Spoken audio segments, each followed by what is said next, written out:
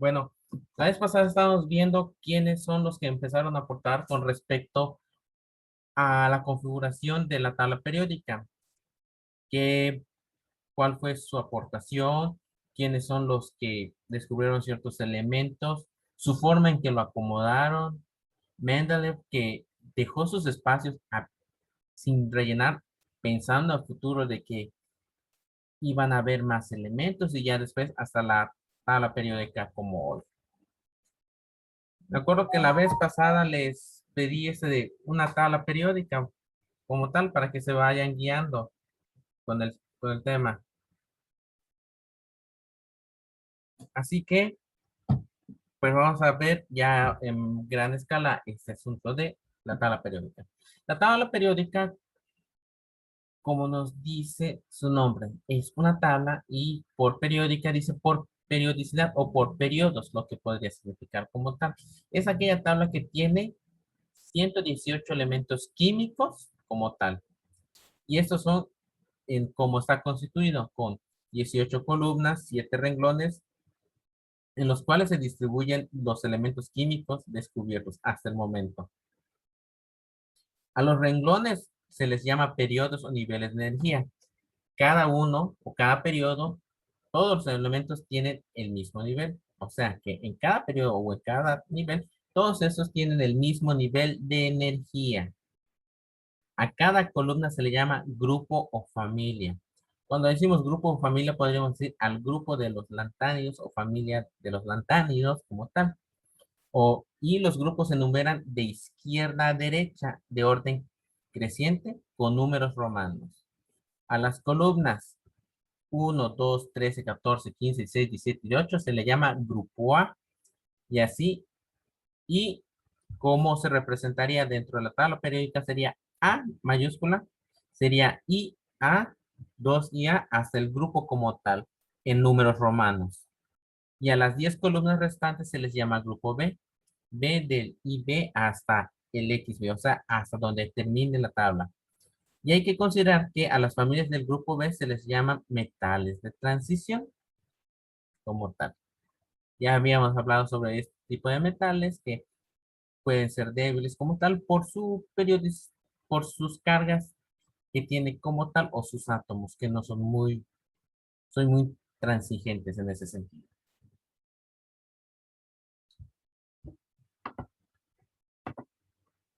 Bueno, la tabla periódica, como se había mencionado en esos puntos anteriores, pues está dividido como tal, pero también se divide como metales, no metales y semimetales.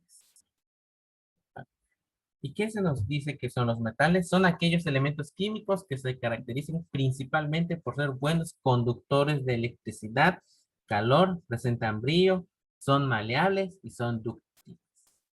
Cuando hablamos de dúctiles, hablamos de que pasan energía o buenos conductores de electricidad. ¿Qué se nos viene a la mente cuando decimos de un metal? La presentación o presentan brillo, como son el oro, la plata, el cobre. Unos ejemplos como tal. Conductores de electricidad, la plata, el cobre. Y hay otros metales como también el mercurio y otros. Algunos son maleables, otros no son dúctiles como tal. ¿Y cómo se nos dice esto? Que la facilidad y la tendencia de las reacciones químicas van de derecha y izquierda, de arriba hacia abajo. Se nos dice que los metales del grupo 1A y 2A se les llaman alcalinos y alcalinoterrios. Alcalinos, ¿qué nos quiere decir? Que son solubles al agua. Y alcalinoterrios vendría siendo lo opuesto, que no son solubles al agua como tal. Los metales del grupo Y se llaman metales de transición. Ya habíamos hablado de esto, que a veces no son muy buenos conductores eléctricos, pero tienen una fragilidad muy sencilla. Y vean cómo está dividido dentro de una tabla periódica los metales, no metales y semimetales. En los no metales podremos encontrar al hidrógeno, al helio, al neón, al argón, al criptón, al xenón, al radón, también al calcio, neón, oxígeno, flúor, como tal, en los no metales. En los semimetales podemos encontrar al telurio y al paladio. Y en los metales, pues vendrían siendo todo lo que está en verde. Es lo que está señalado como metal. ¿Alguna pregunta hasta este momento?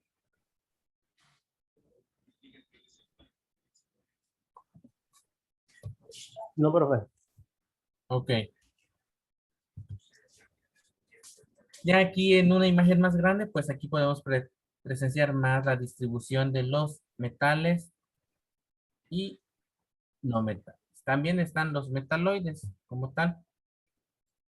Los no metales son malos conductores de electricidad y de calor, no son maleables ni dúctiles y no presentan brillo. ¿Con quién vienen siendo estos? Que se les había mencionado. Los metaloides o semimetales, aquellos elementos químicos que se comportan como metales y no metales. Silicio, aislador y conductor. El silicio en cierta forma sí es un conductor, pero es un aislador. Mayormente el silicio lo podemos encontrar en muchas instalaciones por parte de la Comisión Federal de Electricidad, que los ayuda mucho para envolver y cubrir muy bien algunos conductores eléctricos. No es lo mismo el plástico que el silicio, que es más durable, o sea, más rígido para el uso en que se les da. La tabla se puede clasificar en bloques. Ya conocen los bloques S, P, D y F, que lo vimos con la configuración electrónica, de acuerdo a su configuración electrónica. La a la distribución o acomodo de un conjunto de electrones, que vendría siendo la configuración misma.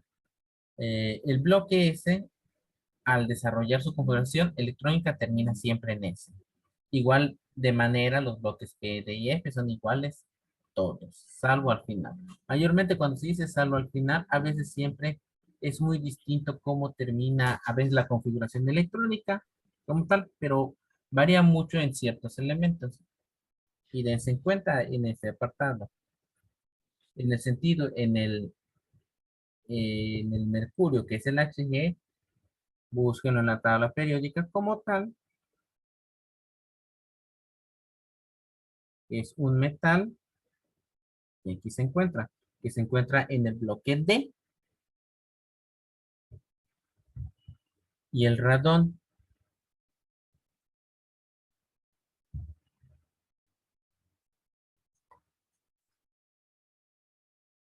búsquenlo por acá y van a ver en qué sentido se encontrará o o en qué tipo de configuración electrónica se podría encontrar. Mayormente siempre es en su terminación en algunas configuraciones, pero hay finales que no concuerdan mucho. También se puede clasificar de acuerdo a su estado de agregación, líquido o sólido o gaseoso. En ese sentido, el mercurio vendría siendo un metal, pero es en líquido. El hidrógeno es un gas. El telurio, la plata, el oro, el bismuto, el paladio, el cobre, el zinc, el fierro o hierro, calcio, magnesio, berilio, sodio, potasio, radón, como tal, son sólidos y se presentan en esa singular característica con sus colores. Y ahí lo podrán observar. También el bromo es líquido. Al saber el estado de agregación en la naturaleza de los elementos, permite determinar su estabilidad y propiedades químicas y físicas. Y eso estamos muy de acuerdo en este sentido, ya que al saber el estado de agregación del elemento, podemos saber con cuáles pueden ser unidos o puede haber una mezcla como tal. O hasta uno de los sentidos vendría siendo si tenemos que disolver el elemento para poder mezclarlo con otro. Hay muchos elementos que utilizan el agua como base, pero no simplemente el agua que nosotros conocemos como potable. Tiene que ser un agua especial, ya sea destilada o bidestilada. En ese sentido, fue muy importante haber visto también los estados de agregación de la materia para que ustedes conozcan cómo hay elementos que pueden integrarse en ese sentido, en tanto sólido, líquido y gaseoso. Ahora, dentro de lo mismo de la tabla periódica encontramos las propiedades periódicas o periodicidad, que vendría siendo la variación regular de las propiedades de los elementos según su número atómico. Anoten eso. En sus propiedades periódicas son las propiedades físicas y químicas similares de un átomo a otro a lo largo de un periodo o familia. Depende de la estructura del átomo y define su comportamiento químico. Y de las propiedades periódicas que puede tener esta tabla como tal o su periodicidad está su electronegatividad, su energía de ionización, su radio atómico y su afinidad electrónica. Muy importantes para la tabla periódica como tal y están también dentro de la información de la misma tabla. Bueno, si nos vamos al primer punto que es de electronegatividad, se nos menciona por la literatura que es la capacidad o la fuerza que tiene un átomo para atraer hacia él electrones que se enlazan. En ese sentido, cuando vimos lo de la regla del octeto, ¿quién es más electronegativo y quién es menos electronegativo? ¿Quién cede o quién atrae el par de electrones como tal? Y se nos dice que es la tendencia que tiene un elemento para atraer hacia sí mismo el par de electrón o electrónico del enlace compartido con otro elemento. Se nos dice que su electronegatividad, escucha, electronegatividad está aumentada de izquierda a derecha. De izquierda a derecha va aumentando y de abajo hacia arriba. Siguiendo esta tendencia en la tabla periódica, el átomo más electronegativo es el flúor y el menos electronegativo es el francio. Si ustedes observan en su tabla periódica como tal, verán que esto es correcto. ¿Y qué nos dice esto? Que predice el tipo de enlace químico entre dos átomos y explica su comportamiento. Al predecir qué tipo de enlace químico habrá, podría ser covalente o no covalente como tal, ya que se podría ver quién es más electronegativo y quién no, quién cede su par de electrones o quién va a atraer más fuertemente su par de electrones. Por eso es muy importante saber y diferenciar su electronegatividad mayor a menor y de qué forma va, de izquierda o derecha, de abajo hacia arriba. También se nos dice que mayor a 2 nos dice que es un enlace esperado. O sea, el enlace esperado cuando hay una mayor electronegatividad o un mayor enlace o un mayor a 2 es un enlace iónico. Aproximadamente 2 el enlace esperado va a ser covalente y menor que 2 el enlace esperado es metálico. Y ustedes dirán, ¿de dónde viene ese 2? ¿Cómo voy a obtener ese 2? Pues aquí viene. El flúor es 4.0. Su valor de electronegatividad y del francio es 0.7. La diferencia que hay entre el flúor y el francio es de 3.3. ¿Y qué nos dice? Que de mayor a 2 el enlace esperado es el iónico. Por lo tanto, su enlace esperado es iónico como tal, como lo dice. Por eso, esos valores de mayor a 2, aproximadamente a 2 y menor que a 2, vendría siendo la suma tanto del flúor como del francio y la media que se tiene que tener. Y la media que tiene la sumatoria de estos dos elementos o de su electronegatividad de cada uno es 3.3. ¿Y qué nos dice ahí? Mayor a 2 es iónico, no puede ser aproximadamente 2 ni menor que 2 porque no es el valor medio que tienen estos dos átomos. El átomo menos electronegativo va a ceder su electrón al más electronegativo. Átomos con diferencias pequeñas de electronegatividad tienden a formar enlaces covalentes. debido a que comparten sus electrones. Aquí comparten, aquí ni uno cede como otro. Y átomos más electronegativos atraen más electrones como otro. ¿Alguna pregunta hasta este momento? Maestro, yo una pregunta. Sí. Esta clase es la que no dio la semana pasada. Bueno. Mm,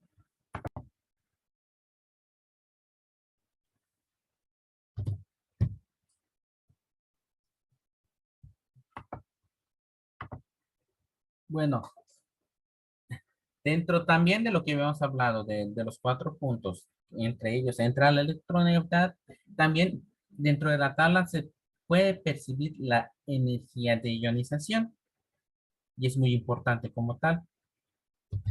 ¿Y que nos menciona qué es la energía de ionización? Se define como la energía necesaria para quitarle uno o más electrones a un átomo en estado gaseoso. Escúchenlo.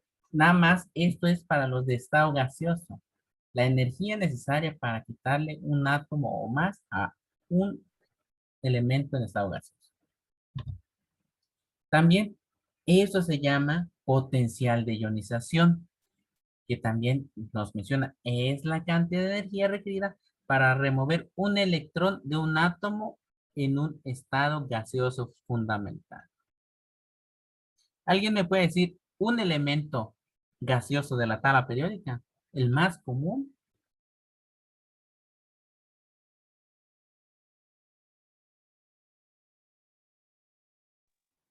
¿Puede repetir la pregunta? Disculpe. Eh, Alguien que recuerde o me mencione un elemento gaseoso de la tabla periódica. Uno, Helio. El oxígeno. ¿correcto? También el helio que mencionó su compañero también entra. El boro. Correcto. Aunque también el otro que esperaba era el hidrógeno, también es uno de los elementos gaseosos. Y eso es importante en la energía de ionización o potencial de ionización como tal, porque eso nos ayuda a saber quién podrá ayudar a cederme el par de electrones que tiene ese elemento como tal. Bueno, se llama primera energía o EI1 y se expresa en kilocalorías mol.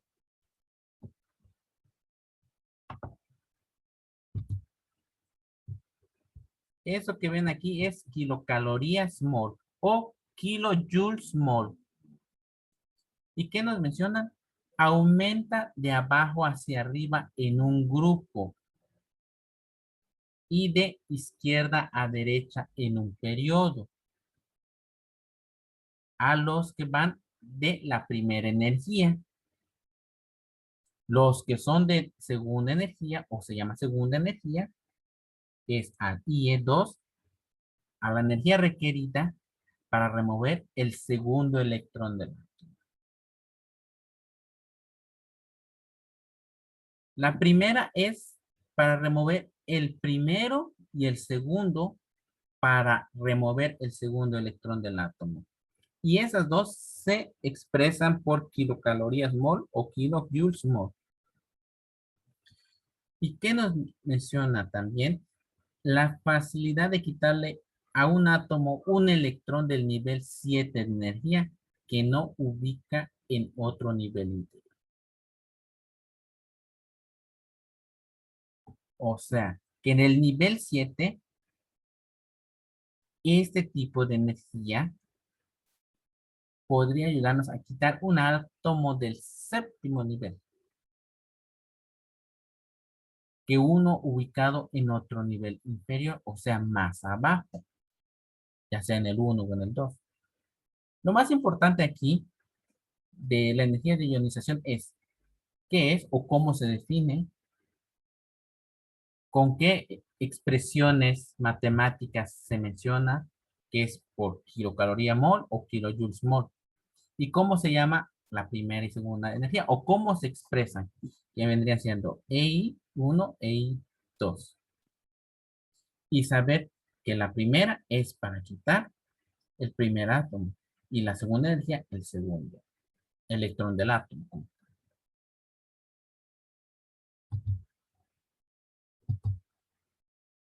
¿Alguna pregunta de energía de ionización?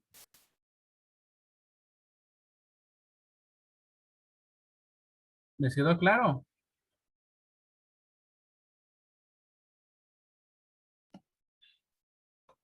Pues la verdad a mí no. ¿En qué parte no le quedó claro?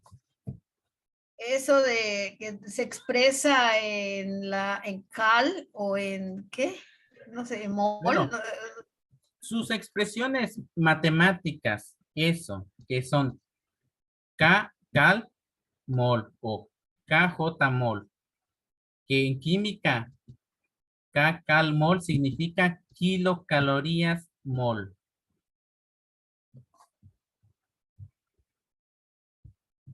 Esto es kilocalorías mol y kilojoules mol. Son sus formas de expresarse. En ese sentido, lo podríamos colocar como de 1 kilo o como 1 gramo. Esas expresiones de kilo o gramo tendrían cierto algo similar en química, en valores matemáticos, kilocaloría mol o kilojoules mol. Los kilojoules mol nos referimos a energías como tal, a energía eléctrica, kilojoules mol. Y mol es el peso como tal, químicamente, cómo se maneja. Pero nada más lo más importante de aquí que te van a aprender es cómo se expresan tanto la primera energía y la segunda energía matemáticamente, que son por kilocalorías mol o kilojoules mol. Y que la primera energía que se puede representar de esa manera como E I subíndice 1 se refiere a la primera energía. ¿Y qué nos dice? Que esta es la que va a remover el primer electrón del átomo. Y la expresión de IE o energía de ionización subíndice 2 es la energía requerida para remover el segundo electrón del átomo como tal. En ese sentido, es lo más importante para recordar de energía de ionización y su definición como tal, ya sea como energía de ionización o potencial de ionización. ¿Quedó claro? Sí, gracias.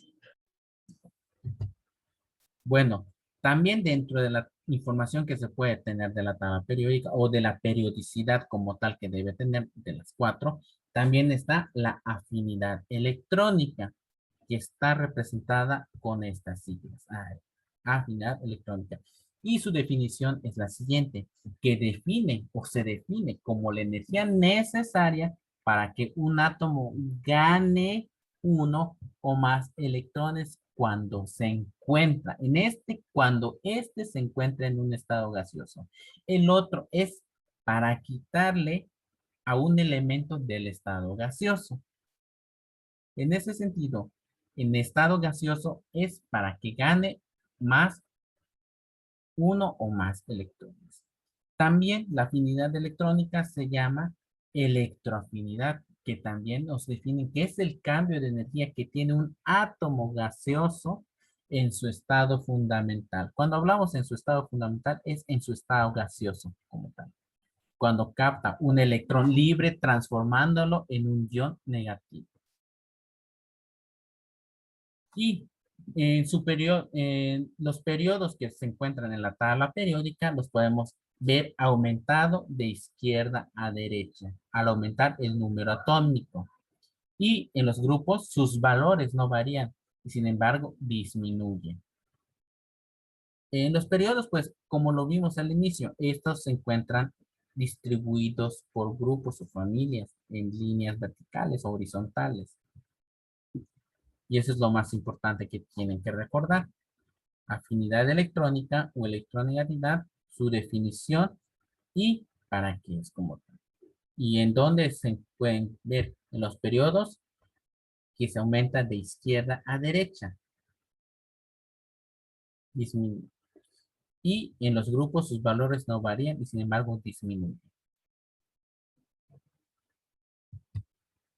Ahora, dentro de la periodicidad igual encontramos al radioatómico. que es el último de las periodicidades que se encuentran en la tabla periódica, que nos dice la distancia que hay entre el centro del núcleo de un átomo y sus electrones de valencia. La distancia que hay desde el centro del núcleo de un átomo a su electrón más lejano, o sea, del centro hasta el último nivel donde se encuentra su último electrón como tal. ¿Y qué nos dice? Que se ve aumentado su radio atómico de abajo, de arriba hacia abajo y de derecha a izquierda en la tabla periódica. Cuando veamos los elementos que van de arriba hacia abajo y de derecha a izquierda, es que su radio atómico puede ser lejano como tal y se utiliza para saber las dimensiones o tamaño de un átomo. Estos pueden ser grandes o pequeños como tal. Y esto nos puede decir de qué tan lejano es el átomo y eso nos dice el tamaño.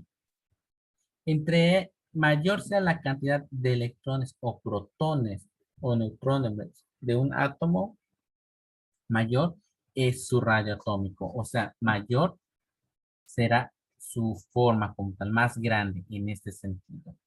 Lo más importante de radio atómico es qué es el radio atómico, de dónde se va aumentado el radio atómico como tal y para qué nos sirve el radio atómico en este sentido. Estas son las 4 principales periodicidades que se encuentran en la tabla periódica. Muchos dirán, veo muchos numeritos, veo muchas letras, veo muchos colores, pero no lo entiendo. Pero aquí está más completo la información que es de una tabla periódica. ¿Alguna pregunta? No, gracias. No, profe. Bueno, aquí esta es una parte muy importante.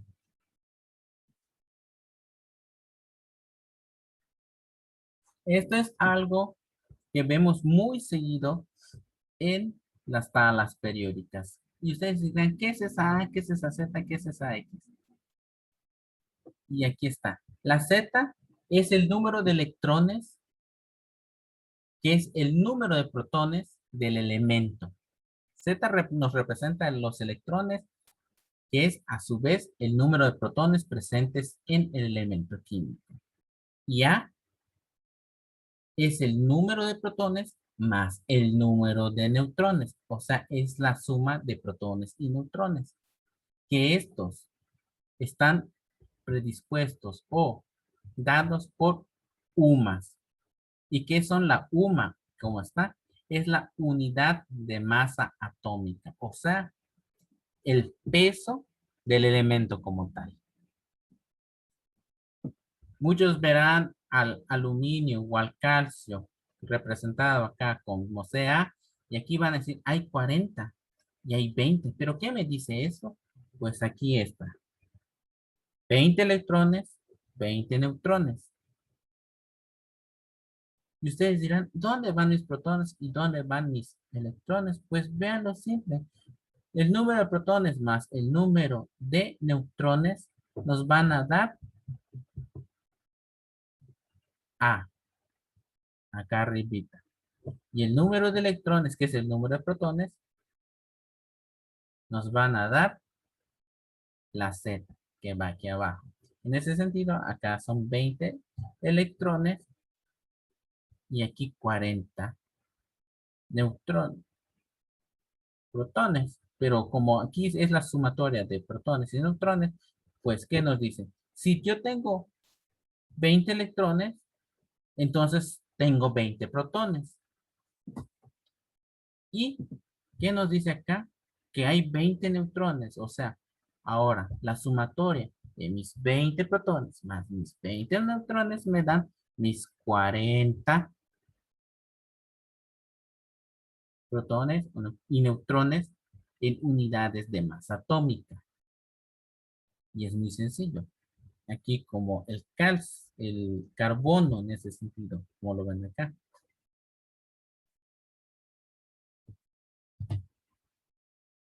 que nos dice que tiene 6 electrones, que es igual a mis 6 protones. Entonces, si me dicen que mis 6 protones más mis 6 neutrones me van a dar mis unidades de masa atómica, ¿cuánto voy a tener en total? ¿Cuánto sería, chicos? 6 más 6, Son 12. ¿correcto? ¿Y cómo se llaman o qué significa esas 3 letras? La UMA o UMAS, Unidad de medida atómica. unidad de masa atómica. Masa atómica. Es que Ajá. sabe que yo me confundo porque yo manejo el término UMA, pero como la unidad de medida y de actualización. No, química es unidad de masa atómica. Tuvo la idea como tal. Y ahora, Masa atómica. Ajá. ahora, ¿y cómo quedaría representado todo esto dentro de su tabla periódica? Así. Mis 6 protones más mis 6 neutrones me dan mis 12 unidades de masa atómica. Y abajo mis 6 protones.